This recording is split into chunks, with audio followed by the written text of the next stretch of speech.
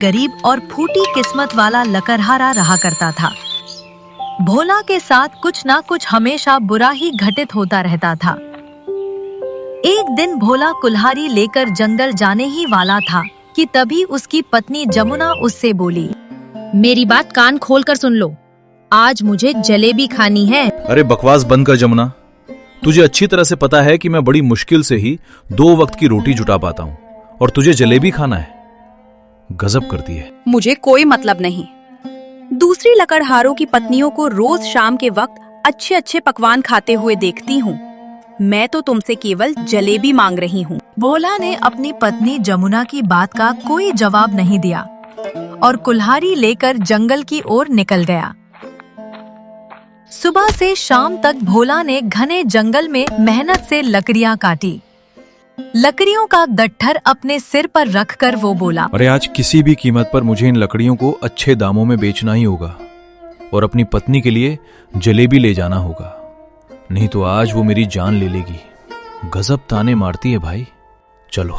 इतना कहकर लकड़हारा भोला गांव की दिशा की ओर चलने लगा कि तभी अगले ही पल तेज बारिश होने लगी। अरे रे रे रे रे, हे भगवान, ये क्या हो गया? अरे अभी बारिश क्यों करवा दी? लकड़ी बेच लेता फिर करवाते। अरे रे, कहाँ छुपूं? भोला छिपने के लिए कोई स्थान ढूंढने लगा। कुछ ही देर में लकड़ियां पूरी तरह गीली हो गई। भोला गीली लकड़ियां लेकर देवपुर के बाजार में आ गया। तभी एक ग्राहक उसके पास आया। हाँ भैया, लकड़ियों के क्या दाम है? देखिए भैया, मैं केवल 4 मुद्राओं में सारी लकड़ियां दे दूंगा आपको। मेरा दिमाग खराब है क्या? जो मैं तेरी गीली लकड़ियां 4 मुद्राओं में खरीदूंगा, बस 1 मुद्रा दूंगा। 1, जल्दी बता। ग्राहक ने एक मुद्रा पकड़ा दी। भोला ने वो मुद्रा ली और सीधे अपने घर चला गया। भोला घर पहुंचा और 1 मुद्रा अपनी पत्नी के हाथ में रख दी। ये क्या? केवल 1 मुद्रा? कल मैं कालू लकड़हारे के घर पर बैठी थी। मेरे सामने कालू ने अपनी पत्नी के हाथों में पूरी 10 मुद्राएं रख दी और मैंने तुमसे जलेबी लाने को कहा था। वो कहाँ है? हाय रे मेरी फूटी किस्मत। अरे अचानक से बारिश हो गई तो मैं क्या करता? भोला की पत्नी गुस्से से पैर पटकते हुए वहां से चली गई। अगले दिन भोला फिर से अपनी कुल्हाड़ी लेकर जंगल की ओर निकल गया और लकड़ियां काटने लगा। लकड़ियां काटने के बाद भोला अपने सिर पर गट्ठर रखकर गांव की ओर जाने लगा कि तभी तेज तूफान आ गया। तेज हवा की रफ्तार से भोला का संतुलन डगमगा गया और वो गिर पड़ा। अरे सत्यानाश हो, इस तूफान को भी अभी आना था। हाय रे मेरी लकड़ियां, कितनी मेहनत से काटी थी। सोचा था कि आज अच्छे दामों में बेचूंगा, लेकिन ये। तभी भोला ने देखा कि उसकी लकड़ियां तालाब में गिर चुकी हैं और पानी में तैर रही हैं। हे भगवान, आज तो मेरी सारी मेहनत पर पानी फिर गया। अब मैं क्या करूंगा? मेरे पूरे दिन की मेहनत बेकार हो गई। लगता है आज खाली हाथ ही जाना पड़ेगा। क्या करते हो भगवान? क्या चाहते हो? भोला खाली हाथ घर पर आ गया। ये क्या? कल 1 मुद्रा लेकर आए थे, आज कुछ भी नहीं। जमुना, मेरी बात समझ, इसमें मेरा कोई दोष नहीं था। अचानक से जंगल में तूफान आ गया तो मैं क्या करूं? गलती तुम्हारी नहीं, गलती मेरी है और मेरे जीवन की सबसे बड़ी गलती थी तुमसे विवाह करना। इतना कहकर जमुना गुस्से से पैर पटकते हुए वहां से चली गई। भोला की आंखों में आंसू आ गए। वो अपने घर के बाहर चारपाई पर बैठ गया और आकाश की ओर देखकर बोला, हे भगवान, आखिरकार मेरे दिन कब बदलेंगे? क्या मैं सारा जीवन ऐसे ही रहूंगा? अगर ऐसा ही हाल रहा तो वो दिन दूर नहीं जब मेरी पत्नी भी मुझको छोड़कर भाग जाएगी। इतना कहकर भोला आकाश को निहारते हुए नींद में समा गया। अगले दिन भोला फिर से जंगल की ओर चला गया। सुबह से लेकर शाम तक उसने बड़ी मेहनत से लकड़ियां काटी और लकड़ियों का गट्ठर बनाकर गांव की ओर जाने ही वाला था कि तभी वहां पर एक जंगली भेड़िया आ गया। वो भेड़िया भोला को घूरने लगा और अचानक उस पर हमला कर दिया। भोला घबरा कर भागा। लकड़ियों का गट्ठर नीचे गिर गया और उसकी कुल्हाड़ी भी झाड़ियों में जा गिरी। भोला दौड़कर एक घने वृक्ष के पीछे छिप गया। कुछ देर बाद भेड़िया वहां से चला गया। हे भगवान, अब आखिरकार ये क्या हो रहा है? परसों बारिश, कल तूफान और आज ये जंगली भेड़िया। क्या अब मैं कभी भी लकड़ियां गांव में नहीं बेच पाऊंगा? क्या कहूं मैं? इतना कहकर भोला ने उन लकड़ियों को देखा जो कच्ची मिट्टी पर गिरकर खराब हो चुकी थी और उन पर कीचड़ लग गई थी। उसे अपनी कुल्हाड़ी भी कहीं नहीं मिली। भोला बेचारा चुपचाप गांव लौटने लगा। अचानक फिर से बारिश शुरू हो गई। उसका पैर फिसल गया और वो गिर पड़ा। अरे सत्यानाश सत्यानाश! अरे अब तो कपड़े भी गंदे हो गए। क्या कहूं मैं? कुछ देर बाद भोला गांव पहुंचा। उसकी हालत देखकर गांव का मुखिया जो चौपाल पर बैठा था चौंक पड़ा और दौड़ता हुआ उसके पास आया। अरे अरे भाई भोला बोला, रुको रुको। अरे भाई, तेरे कपड़ों को क्या हो गया? क्या तू कीचड़ विचड़ में गिर गया था क्या? भोला ने सारी घटना मुखिया को बता दी। मुखिया हंसते हुए उसका मजाक उड़ाने लगा। अरे अरे देख भाई भोला, पूरे गांव को पता था कि तेरी किस्मत फूटी है। आखिरकार तू क्यों नहीं मान लेता कि तू फूटी किस्मत वाला है? अरे बकवास बंद करो मुखिया। मदद करने की बजाय तुम मेरा मजाक उड़ा रहे हो। अरे अबे, क्या मेरी मति मारी गई है जो मैं तेरी मदद करूंगा? नहीं भैया, फूटी किस्मत तू ही रख। तेरा रोग मुझे नहीं चाहिए। चल चल चल, देख क्या रहा है? दफा हो जाए यहां से, चल जा। भोला चुपचाप अपने घर लौट आया। भोला की हालत देखकर जमुना चौंक गई। आपके कपड़ों को क्या हुआ और आपका चेहरा मिट्टी से क्यों सना हुआ है? भोला ने सारी घटना अपनी पत्नी जमुना को बता दी। किसी ज्योतिषी को अपना हाथ दिखाओ और पूछो कि आखिर तुम्हारी कुंडली में जो शनि बैठा है वो कब दूर होगा। किसी पंडित से दोष निवारण करवाओ, हवन करवाओ, पूजा करवाओ, कुछ भी करो, लेकिन घर पर कुछ धन तो लेकर आओ। ये कहकर जमुना फूट फूट कर रोने लगी। अगले दिन भोला सीधे जमींदार की हवेली जा पहुंचा।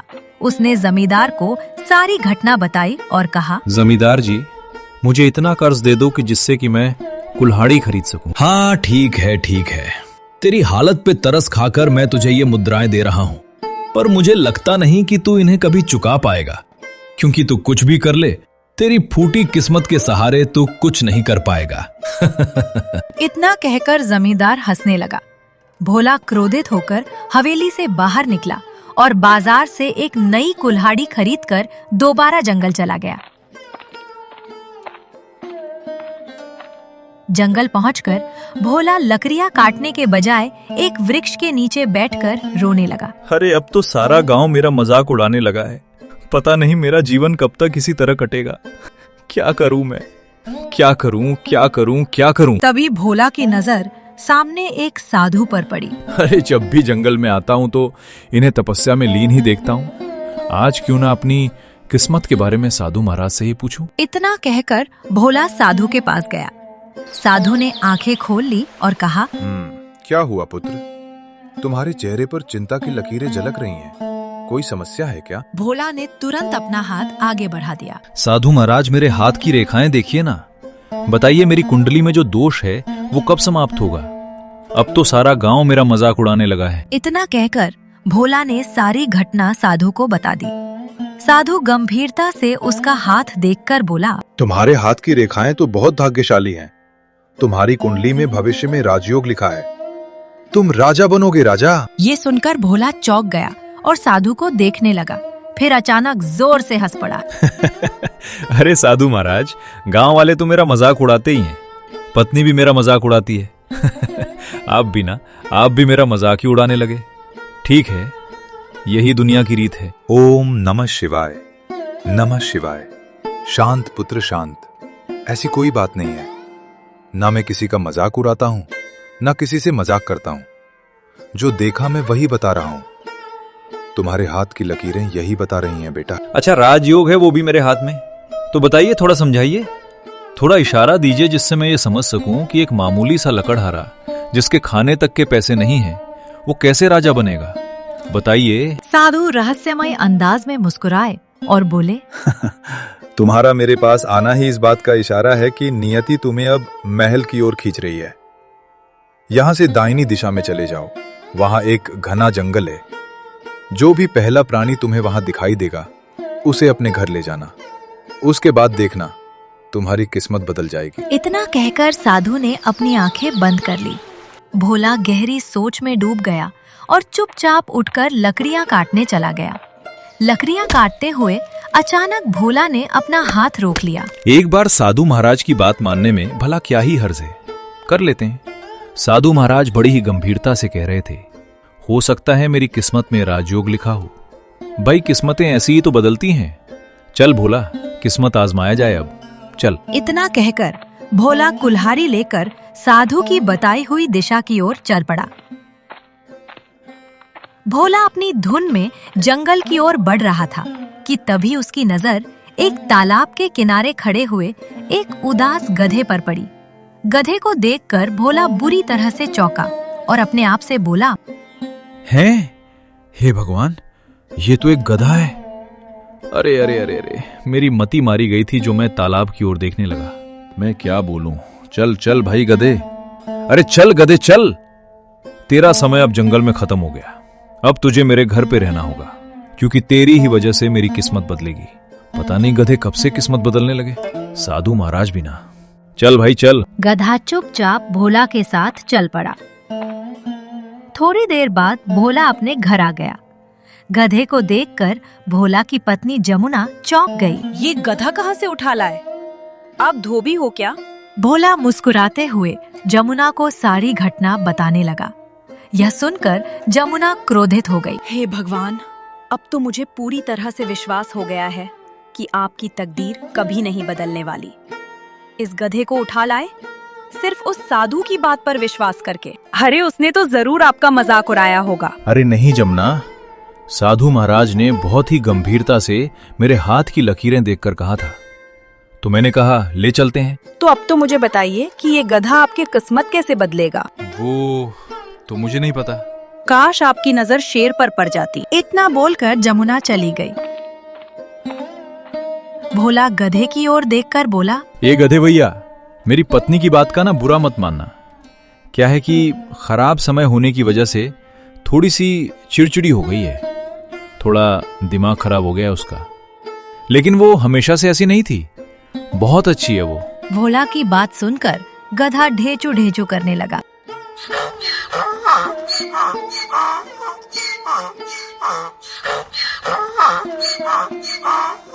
अरे अरे अरे, इतना जोर जोर से काहे ढेचू आ रहे हो?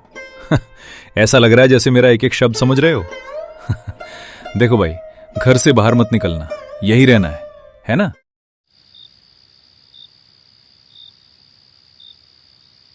चलो भाई, सोया जाए। भोला ये कहकर सो गया। लेकिन आधी रात को अचानक गधा तेजी से भागता हुआ जमींदार के खेत में घुस गया और कुछ ही देर में उसकी सारी फसल खराब करने लगा। जमींदार का नौकर जो खेत में पहरा दे रहा था, गधे को देखकर चौंक गया और भागते हुए बोला,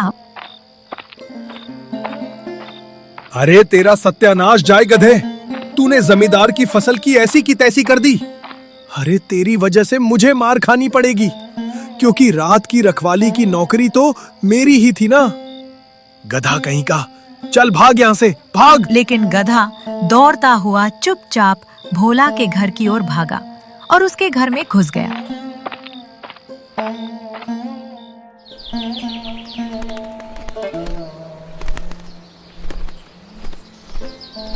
अगले दिन जमींदार जब अपने खेत में आया तो उजड़ा हुआ खेत देखकर बुरी तरह से चौंक गया।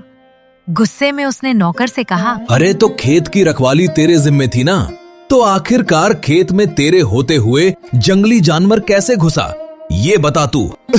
मालिक, मैं तो जंगल की ओर नजर रखे हुए था, लेकिन ये जानवर जंगल से नहीं बल्कि गांव से आया था। जब मैंने उसका पीछा किया तो वो सीधा भोला के घर में घुस गया। है? भोला के घर में? क्या भोला ने अपने घर पर शेर, चीते, भालू पाल रखे हैं क्या? नहीं मालिक, वो एक गधा था। सुना है कि भोला एक गधा लेकर आया है। क्या? एक गधा दूसरे गधे को लेकर आया है? ये क्या बात कर रहा है तू? चल मेरे साथ, तू भोला के घर पर चल। जमींदार अपने नौकर के साथ गुस्से में भोला के घर आ पहुंचा। उस समय भोला कुल्हाड़ी लेकर जंगल जाने ही वाला था। अरे ओ भोला, तेरे गधे ने मेरे खेत का सत्यानाश कर दिया है। इतना नुकसान कर दिया है कि उसकी भरपाई कौन करेगा? तेरा बाप करेगा, है क्या? अरे ये क्या कह रहे हो जमींदार जी? थोड़ा सही से बोलो। सही कह रहे हैं जमींदार जी। मैंने अपनी आंखों से देखा था, एक गधा अचानक से खेत में घुस आया और उसने खूब तबाही मचाई। फिर जब मैंने उसका पीछा किया तो वो तेरे घर में घुसा है। हाँ देखिए जमींदार जी, मुझे नहीं मालूम कि ये सब रात में कैसे हुआ। ये कब निकल गया मुझे कुछ नहीं पता। मुझसे गलती हो गई जमींदार जी। अरे कुछ नहीं पता तो पता रखना चाहिए ना। आज तो मैं तुझे माफ कर रहा हूं, लेकिन अगली बार अगर तेरा गधा मेरे खेत के आसपास भी दिखाई दिया, भूसंड बना दूंगा मार मार के उसका मैं। हाँ। ये कहकर जमींदार अपने नौकर के साथ वहां से चला गया।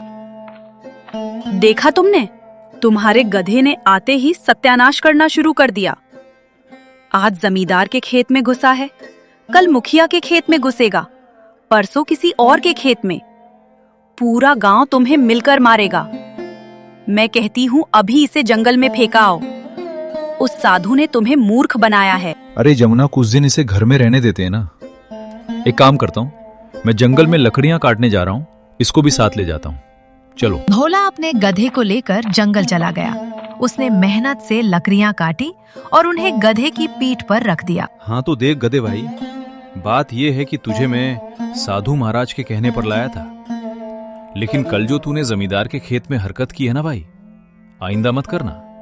अगर दोबारा ऐसा करेगा तो जमींदार मुझे पीट पीट कर बुरा हाल कर देगा मेरा, और तेरा क्या करेगा वो तो मुझे पता भी नहीं। समझ रहा है ना? चल अब देख क्या रहा है, चल चल चल चल। भोला कुछ दूर ही चला था कि अचानक गधे ने लकड़ियों का गट्ठर गिरा दिया। लकड़ियां सीधी तालाब में जा गिरी। अरे जी करता है कि डंडे से मार मार कर तेरा बुरा हाल कर दूं, गधे कहीं के नालायक। लेकिन क्या ही करूं, एक तो है बेजुबान प्राणी, चाहकर भी मार नहीं सकता। पूरे दिन की मेहनत पर पानी फेर दिया इस गधे ने। भोला गुस्से से गधे को लेकर वापस अपने घर आ गया। क्या हुआ, आज भी लकड़ियां लेकर नहीं आए? भोला ने सारी घटना जमुना को बता दी। तुमसे तो बात करना ही बेकार है।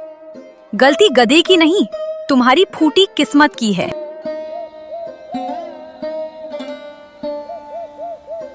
रात को जब भोला सोया, गधा चुपचाप निकल गया और सीधा फिर से जमींदार के खेत में घुस गया। उसने फसल को तहस नहस कर दिया। इत्तेफाक से नौकर ने उसे देख लिया और डंडा लेकर गधे के पीछे दौड़ पड़ा। गधा फिर से भागकर भोला के घर में घुस गया। अगले दिन जमींदार गुस्से में अपने नौकर के साथ भोला के घर आ पहुंचा। उस समय भोला जंगल जाने की तैयारी कर रहा था। अरे ओ भोला, अरे तेरे गधे ने कल फिर से मेरी सारी की सारी फसल खराब कर दी। मैंने तुझे कहा था ना कि अपने गधे को संभाल के रखो। वो जमींदार जी देखिए, मुझे क्षमा कर दीजिए, गलती हो गई। क्षमा करने से काम नहीं चलेगा। तेरे गधे ने जितना नुकसान किया है उसकी भरपाई तू करेगा। आज रात से तू मेरे खेत में काम करेगा और मैं तुझे एक फूटी कौड़ी भी नहीं दूंगा। हाँ। अरे आप ये कैसी बात कर रहे हैं जमींदार जी? अगर मैं आपके खेत में काम करूंगा और आप मुझे कुछ नहीं देंगे तो मेरा घर कैसे चलेगा? वो सब मुझे नहीं पता। आज रात खामोशी से मेरे खेत में आ जाना, वरना तेरा क्या हाल कर सकता हूं ये बताने की जरूरत नहीं है। समझ गया ना? आ ही जाना। चल रे। ये कहकर जमींदार अपने नौकर के साथ चला गया। जमींदार के जाते ही भोला ने गुस्से में एक डंडा उठाया और गधे को मारने ही वाला था कि अचानक उसके हाथ रुक गए। जमींदार की फसल मैंने जानबूझकर खराब की है बोला। इसके पीछे मेरी एक योजना है। गधे के मुंह से इंसानी आवाज सुनकर भोला चौंक गया। वो डरते हुए घर के अंदर भागा और सारी घटना अपनी पत्नी को बताई। क्या वास्तव में इसने इंसानी आवाज में बात की? हाँ जमुना, वास्तव में। जमुना भोला के साथ गधे के पास आ पहुंची। तुम्हारा पति सही कह रहा है जमुना। हे भगवान, ये क्या देख रही हूँ मैं? भोला, जाकर इस गधे को जंगल में छोड़ाओ। पता नहीं ये कौन है, ये गधा नहीं, जरूर कोई राक्षस या पिशाच है। नहीं, मैं ना कोई राक्षस हूँ और ना ही पिशाच। तो फिर तुम हो कौन? अगर मैं तुम्हें खुद बताऊंगा तो तुम यकीन नहीं करोगे। इसीलिए चाहता हूँ कि तुम आज रात मेरे साथ जमींदार के खेत चलो और मेरी मदद करो। नहीं नहीं नहीं नहीं, मैं जमींदार के खेत में नहीं जाऊंगा। तुम्हें वैसे भी वहां जाना ही पड़ेगा। जमींदार तुम्हें धमकी देकर गया है। जमुना ने गधे की आंखों में गहरी उदासी देखी और उसके मन में अचानक करुणा जागी। न जाने क्यों मुझे लगता है हमें गधे की बात माननी चाहिए। है? हाँ, पहली बार तुमने कुछ कहा है जमुना। तुम्हारी बात मैं जरूर मानूंगा। ठीक है, चलो फिर। मैं चलूंगा, लेकिन हाँ, तुम्हें वहां कोई हरकत नहीं करनी है, समझ गए? हाँ, मैं समझ गया। चिंता मत करो, बस वही करना जो मैं कहूंगा। चलो अब। आधी रात को भोला गधे को लेकर चुपके से जमींदार के खेत पहुंचा। खेत की रखवाली कर रहा नौकर उसे देखकर चौंक गया। अरे तू ये गधा यहाँ लेकर क्यों आ गया? हाँ, ये गधा अब कुछ नहीं करेगा, मैं साथ में हूं ना। अगर इसने जरा सी भी हरकत की तो मैं इसका ऐसा बुरा हाल करूंगा कि हाँ, खेत की सारी बर्बादी मैं रात भर में ठीक कर दूंगा। ठीक है, जल्दी से लग जाओ अब काम में। नौकर मुस्कुराया और सिर हिलाते हुए वहां से चला गया। हाँ, अब बताओ क्या करना है? जमींदार की हवेली जाओ और वहां चुपके से नजर रखो। तुम्हें शायद कोई अजनबी दिखाई देगा। उसकी और जमींदार की बातें ध्यान से सुनना। भोला दबे पांव हवेली पहुंचा और छुपकर देखने लगा। तभी एक नकाबपोश घुड़सवार हवेली में दाखिल हुआ। भोला चौंक गया और अंदर घुसकर सुनने लगा। आओ आओ आओ मंत्री जी, आओ आओ आओ। तुम्हारा ही इंतजार था। अरे लेकिन मैं कैसे मान लूं कि मेरा काम हो गया है? देखिए मंत्री जी, मैंने एक पहुंचे हुए तांत्रिक से कहा था। उसने राजा विक्रम को अपनी तंत्र शक्ति से गायब कर दिया है। अब वो कभी महल नहीं लौटेगा। हाँ, लेकिन अगर राजा विक्रम 1 महीने में वापस आ गया तो फिर तो मेरी सारी योजना पर पानी फिर जाएगा ना। चिंता मत करो, तांत्रिक ने मुझे एक विचित्र पत्थर दिया है। जब तक वो पत्थर मेरे खेत में गड़ा है, राजा विक्रम कभी लौटकर नहीं आएगा और मेरे खेत में कोई गांव वाला आने की हिम्मत भी नहीं करेगा। हाँ। ये सुनकर मंत्री का चेहरा खिल उठा। हाँ, मुझे तुमसे यही उम्मीद थी।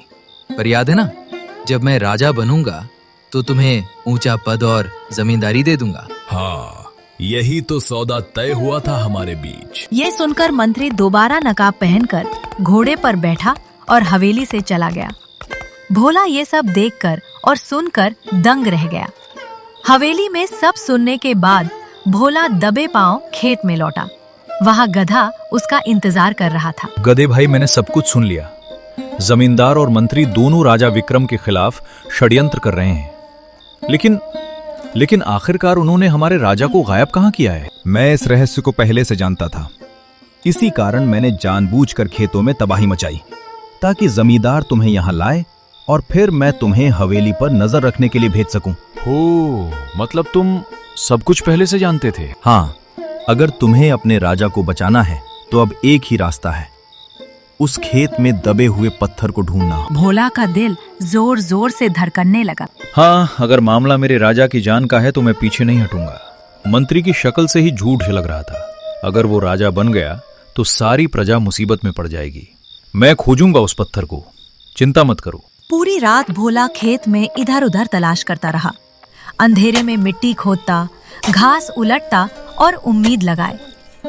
आखिरकार सुबह की पहली किरण में उसकी नजर एक अजीब पत्थर पर पड़ी, जो रंग बिरंगी किरणों से चमक रहा था। हाँ, यही है वो पत्थर। हाँ, यही वो शापित पत्थर है। अब इसे लेकर चलो साधु महाराज के पास। भोला गधे को साथ लेकर सीधा उस साधु के पास पहुंचा, जिसने उसे गधे के बारे में बताया था। उसने पूरी घटना सुनाई और पत्थर साधु को सौंप दिया। देखो भोला, इस पत्थर में असीम तांत्रिक शक्ति है। अब देखो इसका अंत। ओम। साधु ने पत्थर को जमीन पर रखा और मंत्रोर करने लगा। अचानक पत्थर से चिंगारियां उठी और आपकी लपटें फूट पड़ी। देखते ही देखते पत्थर राख में बदल गया। तभी जमीन हिल गई और रंग बिरंगी रोशनी के बीच गधा बदलने लगा। हे भगवान, ये क्या हो रहा है? और अगले ही पल गधे की जगह एक वृद्ध लेकिन तेजस्वी राजा खड़े थे। वही राजा विक्रम। राजा विक्रम? तो इसका मतलब आप ही गधे के रूप में थे? देखा बोला, मैंने तुमसे पहले ही कहा था ना कि तुम्हारी किस्मत में राजयोग लिखा है। मैं अभी तक कुछ समझा नहीं साधु महाराज। बात बहुत साधारण है बोला। राजा विक्रम की कोई संतान नहीं है और इसी बात का फायदा राजा का मंत्री उठाना चाहता था, लेकिन वो सीधे तौर पर राजा पर आक्रमण नहीं कर सकता था। इसीलिए उसने दूसरा रास्ता चुना। उसने देवपुर गांव के जमींदार की मदद ली और उसे राजा विक्रम को रास्ते से हटाने के लिए राजी किया। जमींदार तंत्र मंत्र में ज्यादा रहता था, इसीलिए वो एक तांत्रिक से मिला। उसने तांत्रिक के सामने ये प्रस्ताव रखा कि काले जादू से राजा विक्रम को खत्म कर दो। मगर तांत्रिक ने कहा कि मैं कुछ ऐसा करूंगा जिसकी कल्पना भी किसी ने नहीं की होगी। जब भी राजा विक्रम शिकार करने जाए तो मुझे बता देना। कुछ दिन बाद जब राजा विक्रम शिकार करने गया, तभी तांत्रिक वहां पहुंचा और अपनी शक्तियों से राजा विक्रम को गधे में परिवर्तित कर दिया और उसका असली रूप एक विचित्र पत्थर में कैद कर दिया और वो पत्थर जमींदार को दे दिया और कहा कि जब तक ये पत्थर तुम्हारे पास रहेगा राजा विक्रम महल नहीं पहुंच पाएगा। मगर तांत्रिक ये नहीं जानता था कि समय बदल भी सकता है। एक दिन राजा विक्रम गधे के रूप में मुझे मिला और उन्होंने अपनी सारी व्यथा सुनाई। मैंने राजा विक्रम को भरोसा दिलाया कि समय आने पर सब ठीक हो जाएगा। और भोला, आगे की कहानी तो तुम जानते ही हो। हाँ, चलिए ठीक है। महाराज सुरक्षित हैं, ये सुनकर मैं बहुत खुश हूं। और भोला, मेरी कोई संतान नहीं है। तुम ही मेरे उत्तराधिकारी हो और तुम ही इस राज्य के अगले राजा हो। राजा विक्रम भोला के साथ उसके घर पहुंचे और सारी घटना जमुना को बताई। जमुना बहुत खुश हो गई। अब से तुम दोनों का स्थान यहाँ नहीं बल्कि महल में है। राजा विक्रम भोला और जमुना को लेकर महल पहुंचे। महल में राजा विक्रम को देखकर मंत्री बुरी तरह डर गया और राजगुरु खुश हो उठे। मंत्री को बंदी बना लो, ये गद्दार है। सैनिकों ने तुरंत मंत्री को बंदी बना लिया। कुछ देर बाद जमींदार को भी पकड़ लिया गया और दोनों को हमेशा के लिए कैद कर लिया गया। और इस तरह भोला और जमुना को राज्य का अगला राजा और रानी घोषित किया गया। एक गरीब लक्कड़हारा जिसने हमेशा बदकिस्मती झेली थी, किस्मत के अद्भुत खेल से आखिरकार राजा बन गया। तो दोस्तों, ऐसे ही अनोखी और रसभरी कहानी देखने के लिए हमारे चैनल हॉलिडे टून्स को सब्सक्राइब जरूर करें। धन्यवाद।